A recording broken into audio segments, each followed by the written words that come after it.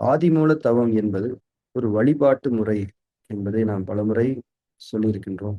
இப்ப நம்ம இறைவனை வழிபடுறது அவ்வளவுதான். இறைவனை வழிபடுறதுக்குன்னு ஒரு முறை இருக்கா? அந்த முறைய யாரு உங்களுக்கு சொல்லிக் குடுத்தது? அப்படிங்கிற கேள்வி நம்ம மனசுல வரணும். இறைவன வழிபடுறது அப்படிங்கிறது நம்ம இயல்பு. இறைவன வழிபடுறதுக்கான முறைங்கிறது இந்த உலகத்துல தானே உங்களுக்கு சொல்லிக் கொடுக்கப்பட்டிருக்கு. அப்படி இல்ல, சொல்லிக் கொடுக்கப்படல அப்படின்னா, நீங்க எப்படி இறைவன வழிபடுவீங்களோ, அந்த ஒரு வழிமுறை தான் ஆதிமூலத்தவம். ஆதிமூலத்தவத்துல நம்ம என்ன செய்றோம் அப்படின்னா, சும்மா உட்கார்ந்திருக்கிறோம். நீங்க உட்கார்ந்திருக்கணும் அப்படிங்கிறது கூட இல்ல. நீங்க சும்மா இருக்கிறீங்க. அந்த சும்மா இருக்கிறதுங்கிறதுன்னா, அது உட்கார்ந்து இருக்கணும் அப்படின்னு மட்டுமே அவசியம் இல்ல. உட்கார்ந்து இருக்கலாம், நின்றுக்கலாம், படுத்திருக்கலாம், எப்படி வேணா இருக்கலாம். நீங்க இருக்கணும். இருப்பு. அதாவது உங்களுடைய இருப்பு இறைவன் முன்னால் இருப்பதாக நீங்கள் உணர்ந்து கொண்டு இருப்பதுதான் ஆதிமூல தவத்தினுடைய இறை வழிபாட்டு முறை.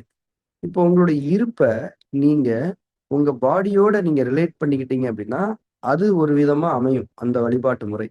உங்க இருப்ப நீங்க உங்க மனசுன்ற அடிப்படையில நீங்க ஐடென்டிஃபை பண்ணிக்கிட்டீங்கன்னா, அந்த வழிபாட்டு முறை ஒரு தன்மையில அமையும். ஆனா, உங்களோட இருப்ப நீங்க ஒரு சோல், அதாவது ஒரு ஆன்மா அப்படிங்கிற அடிப்படையில நீங்க ஐடென்டிஃபை பண்ணிக்கிட்டீங்கன்னா, அந்த வழிபாட்டு முறை ஒரு தன்மையில அமையும். நீங்க உங்கள எந்த அளவுக்கு பிசிக்கல் பாடியோட ரிலேட் பண்ணிக்கிறீங்களோ, ஐடென்டிஃபை பண்ணிக்கிறீங்களோ, அது சார்ந்து தான் உங்க வழிபாட்டு முறைகள் அமையும். இன்னைக்கு பெரும்பாலான மனிதர்களுடைய இறை வழிபாட்டு முறைகள் அப்படித்தான் அமைந்திருக்கிறது. ஏனென்றால், அவர்கள் அவர்களை உடலாக நினைத்துக் கொண்டிருக்கிறார். அதுல தவறு கிடையாது. உடலையும் இறைவன் தான் படைத்தார். அதுல எந்த விமர்சனமும் கிடையாது. இப்ப நீங்க கோயிலுக்கு போறது, சர்ச்சுக்கு போறது, பள்ளிவாசலுக்கு போறது, வேற எங்க ஒரு வழிபாட்டு தலத்துக்கு போய் கை கூப்பி வணங்கி சாஷ்டாங்கமா படுத்து மாலைய போட்டு என்ன பண்ணாலுமே அது சரிதான். அது வழிபாட்டு முறைதான். அதுல எந்த தவறும் இல்லை. இப்போ ஒரு கேள்வி. உடலை விட மனம் தானே முக்கியம். அப்போ உங்கள நீங்க உடல் அப்படிங்கிற விஷயத்துல ஐடென்டிஃபை பண்ணிக்கிறது அடுத்த கிரேடுக்கு நீங்க வாங்க. மனம் அப்படின்ற தன்மைக்கு உங்கள ஐடென்டிஃபை பண்ணிக்கிட்டீங்கன்னா, உங்க வழிபாட்டு முறை அப்படியே மாறிடும். நீங்க கோயிலுக்கு போகணுன்றது ஒரு அவசியமான செயலாக இருக்காது. சில சடங்கு சம்பிரதாயங்களை கடைபிடித்து தான் இறைவனை வணங்க வேண்டும் என்பது அவசியமானதாக இருக்காது. அது மேல உங்களுக்கு ஒரு பெரிய பிலீஃப் இருக்காது. பிலீஃப் இருக்காதுன்னு சொல்றத விட, அத நீங்க பெருசா நினைக்க மாட்டீங்க. இப்ப நீங்க ஒரு கோயிலுக்கே போறீங்க. ஐயோ! கோயிலுக்குள்ள போய் கர்ப்ப கிரகத்துக்கு போய் சாமிய பார்த்தா தான் இறை வழிபாடுன்ற தாட் உங்களுக்கு இருக்காது. இறைவன் எல்லா இடத்துலயும் இருக்கிறான். மனசார அவன நம்ம வணங்குனாலே போதும். இந்த இந்த தாட் உங்களுக்கு நிறைவா இருக்கும். இப்படி உங்களுக்கு இருக்குது. நீங்க எந்த விதமான கோவில் சார்ந்து, வழிபாட்டு தலங்கள் சார்ந்து இறைவனுடைய வழிபாட்ட நீங்க அமைச்சுக்கல. இறைவன் எங்கும் இருக்கிறான். என் மனசுல இருக்கிறான் அப்படின்னு நீங்க நினைச்சுட்டீங்கன்னா, நம்ம நல்ல கேரக்டரோட, நல்ல நோக்கங்களோட நடந்துக்கிறோம். நல்ல மனசுல நம்ம இருந்தாலே இறைவன் நமக்கு நெருக்கமா இருக்கான்னு நீங்க உணர்ந்தீங்கன்னா, அதுவுமே ஒரு இறை வழிபாடு தான். அந்த இறை வழிபாடு எதன் அடிப்படையில் அமைகிறது? நீங்கள் உங்களை உங்கள் மனம் என்ற தன்மையில் ஐடென்டிஃபை பண்ணியிருக்கிறீங்க. இதுவும் சரியான இறை வழிபாடு.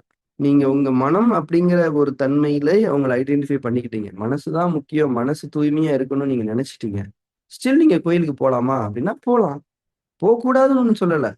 அங்க போயும் நீங்க தேவையில்லாத சடங்கு சம்பிரதாயங்கள பண்ணாதீங்க. அது அவசியம் இல்லை. அங்க போயிட்டு ஒரு ஒரு விரயத்த செய்யாதீங்க. அப்படியே ஸ்பெண்டிங் பண்ணணுமா? உங்க மனசுல சிந்தனை தெளிவின் அடிப்படையில ஒரு ஒரு இது ஏற்படும் இல்லையா? அது அது சார்ந்து ஸ்பெண்ட் பண்ணுங்க. இப்ப இல்லாதவங்களுக்கு ஏதாவது வாங்கி குடுங்க. இல்ல வேற ஏதாவது ஒரு ஹெல்ப் பண்ணுங்க. மற்ற மனிதர்களுக்கோ, மற்ற உயிர்களுக்கோ பயன்படக்கூடிய ஒரு மீனிங்ஃபுல்லான ஸ்பெண்டிங் பண்ணுங்க. தேவையில்லாத சடங்குகளின் அடிப்படையிலான வீண் விரயங்களை செய்யாதீர்கள். இது எதுக்காக சொல்றேன்? நீங்க உங்கள மனம் என்ற தன்மையில ஐடென்டிஃபை பண்ணி இறைவனை வழிபட்டா. இப்ப ஆதிமூலத்தவம் என்னன்னா, இதுக்கும் மேம்பட்ட நிலையில இருக்கு. நீங்க உங்கள உடலாவோ, மனசாவோ ஐடென்டிஃபை பண்ணிக்கல. நீங்க உங்கள ஆன்மாவா ஐடென்டிஃபை பண்ணியிருக்கிறீங்க. அப்ப இந்த வழிபாட்டு முறை எப்படி அமையும்? உடல்னா கோயிலுக்கு போவீங்க. மனசுனா மனசார வணங்குவீங்க. ஆன்மானா எப்படி வணங்கும்? ஆன்மா என்பது எல்லா இடத்துலயுமே இருக்குது. மனசுலயும் ஆன்மா இருக்குது. மனசுல இருக்கிற ஆன்மா தான் மனம் ஒண்ணு. உடல்லயும் ஆன்மா இருக்குது. அதுல இருக்கக்கூடிய ஆன்மாவ தான் நமசிவாய என்று நாம் சொல்லுகின்றோம். அதாவது அக்குபஞ்சர் மொழியில சொல்றதா இருந்தா, ஷென்னு, ஃபோ, லீ, ஹன் இதெல்லாம் இருக்கு இல்லைங்களா? இதுவும் ஆன்மா தான். அப்போ நீங்க ஆன்மா என்ற நிலையில உங்கள ஐடென்டிஃபை பண்ணி நீங்க இறைவனை வணங்குவதற்கு எல்லைகள் கிடையாது. நீங்க கோயிலுக்கு போயும் வணங்கலாம், மனசாரையும் வணங்கலாம். 2 எதுவுமே இல்லாம, சும்மா நீங்க உட்கார்ந்து, அதாவது இருந்து, அது உட்கார்ந்துகிட்டோ, நின்னுகிட்டோ, படுத்துக்கிட்டோ எப்படியோ இருந்து, நான் என் இறைவன் முன்னாடி இருக்கிறேன் அப்படிங்கிற ஒரு உணர்வோட, அந்த உணர்வு மனசுல இருக்கு. உட்கார்ந்திருக்கிறீங்க. பிசிக்கல் பாடியும் உங்களுக்கு முக்கியம்னு நினைக்கிறீங்க. அதே நேரத்துல மனசார அந்த உணர்வால இருக்கிறீங்க. அதே நேரத்துல எதையுமே நீங்க செய்யாம இருக்கிறீங்க, சும்மா இருக்கிறீங்க. இப்ப மனம் அப்படிங்கிற தன்மையில உங்களை நீங்க ஐடென்டிஃபை பண்ணிக்கிட்டீங்கன்னா உங்களுக்கு ஒரு இன்டென்ஷன் வந்துரும், ஒரு நோக்கம் வந்துரும். உடல் அப்படிங்கிற தன்மையில உங்களை ஐடென்டிஃபை பண்ணிக்கிட்டீங்கன்னா உங்களுக்கு மெட்டீரியல் நீடு வந்துடும். ஆன்மான்ற தளத்துல உடலும் இருக்குது, மனசும் இருக்குது. ஆனா மனசுக்கான முழுமை இல்லை. தட் இஸ் ஒரு இன்டென்ஷனோ நோக்கமோ இல்லை, மெட்டீரியல் நீடும் உங்களுக்கு கிடையாது. ஆனா உடலை மனசையும் ஒரு சொற்ப அளவுல நீங்க பயன்படுத்திக்கிறீங்க, ஒரு சின்ன ரெப்ரசன்டேஷனுக்காக பயன்படுத்திக்கிட்டு ஆன்மான்ற தன்மையில டாமினண்டா நிற்கும் போது எந்த நோக்கமும் இல்லை, சும்மா உட்காந்துருக்கு. இந்த மாதிரி நீங்க இருந்தீங்க, கொஞ்சம் யோசிச்சு பாருங்க அப்படிங்கிறாங்க. எப்ப சார் இருந்தேன்? ஒரு 10 வருஷத்துக்கு முன்னாடி இருந்திருப்பேனா? ஒரு 20 வருஷத்துக்கு முன்னாடி இருந்திருப்பேனா? அதுக்கும் முன்னாடி, அதுக்கும் முன்னாடி எப்பனா நம்ம கருவறையில் நாம சும்மா இருந்தோம், எதுவும் பண்ணல. நமக்கு உடல் முழுமைப்படுத்தப்படல, மனசும் கொடுக்கப்படல. ஆனா நம்ம இருந்தோமா இல்லையா? ஏன்னா நம்ம ஆன்மாவா இருந்தோம். ஆதிமூல தவத்துல நீங்க உடல் அப்படிங்கிற ஐடென்டிட்டிய முற்றிலும் நிராகரிக்கல, கொஞ்சமா எடுத்துக்கிறீங்க. அதனாலதான் நம்ம இப்ப உணவு தூக்கத்தை பத்தி எல்லாம் பேசுறோம். அது இல்லைன்னா உட்கார முடியாதுங்க, ஒழுங்கா சாப்பிடுங்க, நல்லா தூங்குங்கன்னு சொல்றோம். அதே மாதிரி மனசுங்கிற தன்மையில உணர்வு, இறைவன் முன்னாடி நம்ம உட்கார்ந்துருக்கோன்ற உணர்வு மனசுல வச்சுக்கணும். அதாவது உடலையும் மனசையும் ஒரு 20% சேர்த்துக்கிறோம். உடலை மனசை 100% சேர்த்துக்கிறதா என்ன தெரியுமா இருக்கும்? இறைவனே, நான் எப்படியாவது இந்த இடத்துல ஒரு வீடு கட்டிடணும், எப்படியாவது என் உடம்புல இருக்கக்கூடிய இந்த சுகர் மட்டும் சரியாயி இப்படி ஆயிரும் நம்ம மனசு. இந்த நிம்மதியே இல்லையே மனசுல, இறைவனே என் மனசுக்கு ஒரு நிம்மதியை கொடு, அமைதியை கொடு, இவங்க ரொம்ப டார்ச்சர் பண்றாங்க, ஒரே குழப்பமா இருக்கு, இந்த மாதிரி போயிரும். ஆனா இதெல்லாம் 100%, நம்ம 100% போல 20-20 எடுத்துக்கிறோம். இறைவன் நம்மளை பாக்குறான்ற உணர்வோட உட்காந்துருக்கிறோம். எதையும் இறைவன்கிட்ட கேட்கல. பிசிக்கலி ஹெல்த்தியா இருக்கணும்ன்ற ஒரு கான்சியஸ் நமக்குள்ள இருக்கு. இது 20%. அப்போ கருவறையில் நாம இருக்கும்போது இதுதான் இருந்தது. ஆன்மான்ற நிலையில தான் நம்ம இருந்தோம். அந்த நிலையில நம்ம சும்மா இருந்தோம், இப்படியேதான் இருக்கும். இந்த நிலை தான் இப்ப நம்ம கான்சியஸா இருக்கும்போது பண்றோம். அதுதான் ஆதிமூலத்தை. கருவறையில இருக்கும்போது உங்களுக்கு மனசுல என்ன இன்டென்ஷன் இருந்தது?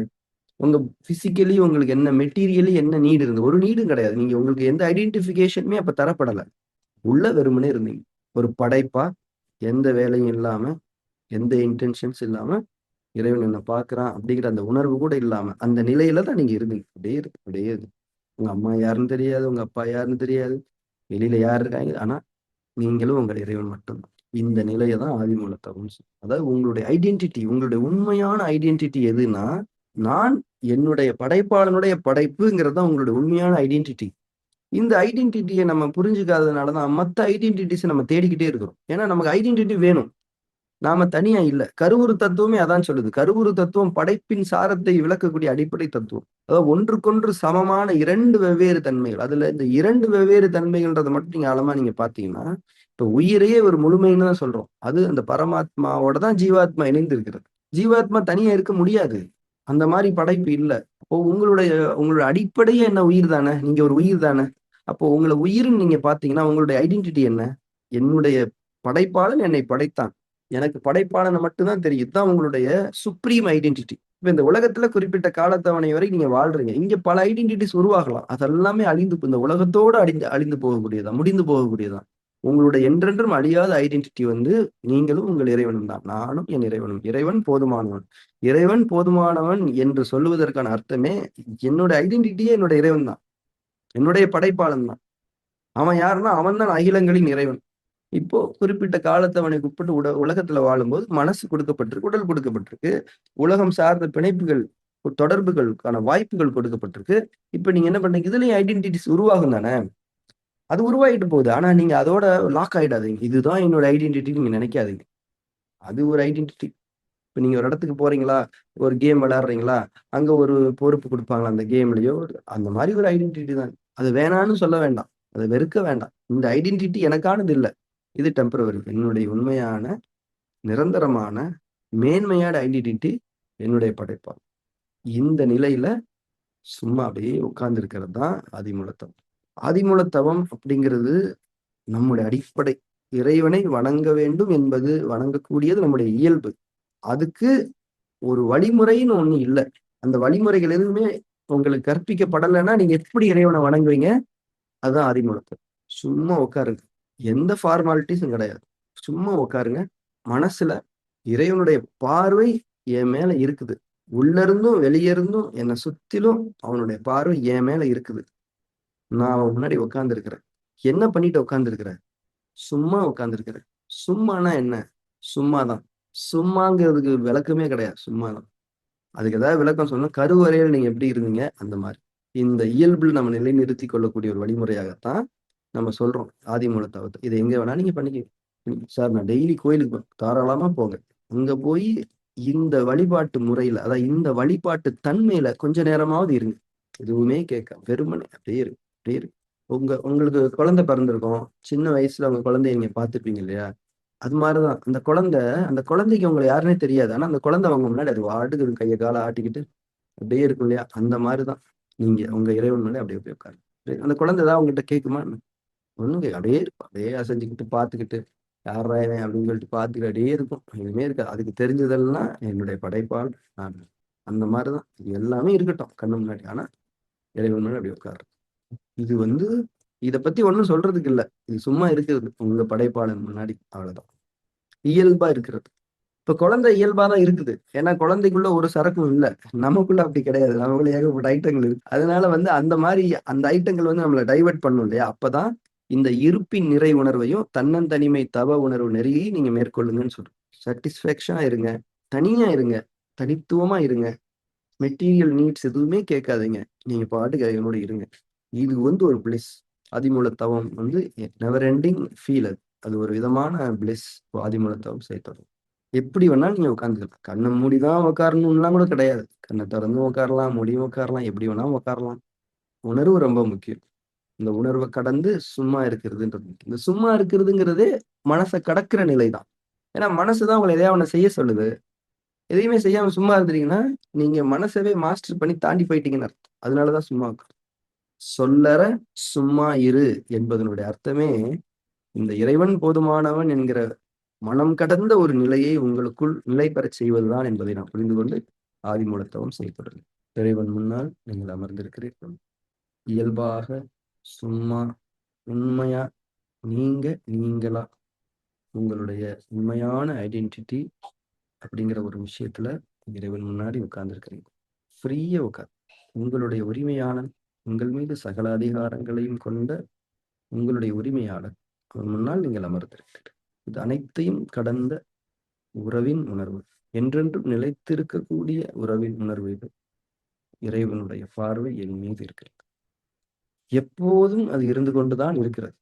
இறைவன் தன்னுடைய படைப்புகள் குறித்து ஒருபோதும் பாராமுகமாக இருக்க மாட்டான் என்பதை உணர்ந்து கொண்டு அந்த பார்வையை நீங்கள் பெற்றுக்கொள்ளுங்கள். அந்த பார்வையை நீங்கள் உங்கள் ஆன்மா என்ற தளத்தில் உணர்ந்து கொள்ளுங்கள். இறைவனுடைய பார்வை என் மீது இருக்கிறது. நான் அவன் முன்னால் இருந்து கொண்டிருக்கின்றேன்.